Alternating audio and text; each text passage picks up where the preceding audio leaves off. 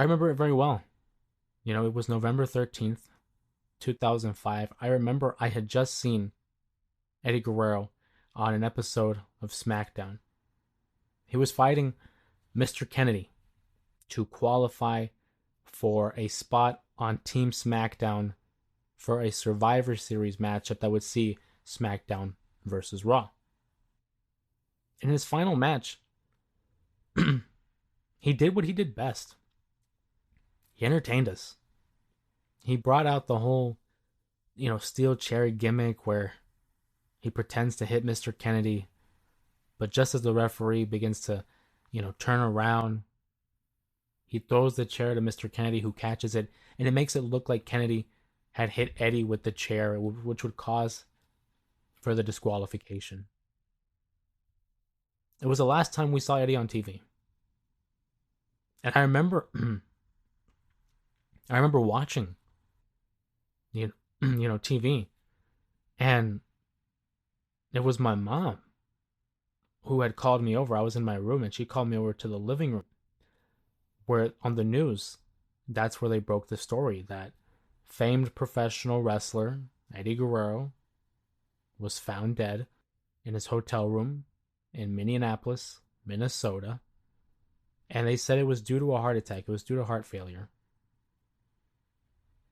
And just like that, the guy that we had been cheering for so many years, the guy that we had been cheering literally on the previous episode of SmackDown was gone. And I thought that it can't be. Like we just saw him. And I think it was that moment that really put it in perspective for me. Because obviously we know that the world of professional wrestling is predetermined. We know it's, not entirely fact. Of course, we hate using the other F word. But I think that's when I really came to grips that WWE on television isn't really in the same realm of reality that we live in. And that's when it really, quite frankly, for the lack of a better phrase, became real. Eddie Guerrero not only was a professional wrestler, he was a brother, a father, a husband, a friend to many. So it was difficult dealing with that. I was 7 years old and finding out that one of your favorite wrestlers, one of the guys that you looked up to, was gone. You would no longer be seeing him, again, doing what he did best, and that was entertain. I can remember the following episode of Monday Night Raw where they had the tribute episode where they had the whole roster on the entranceway, as well as one of his classic lowriders off to the side. They dedicated the whole night to him, having wrestlers like John Cena, Rey Mysterio, Batista have these little sit-down interviews where they shared their memories, their thoughts, their prayers, and just talked about Eddie, how much they loved him, how much they were gonna miss him. We had matches on the card as well that would include the first time ever between Shawn Michaels and Rey Mysterio.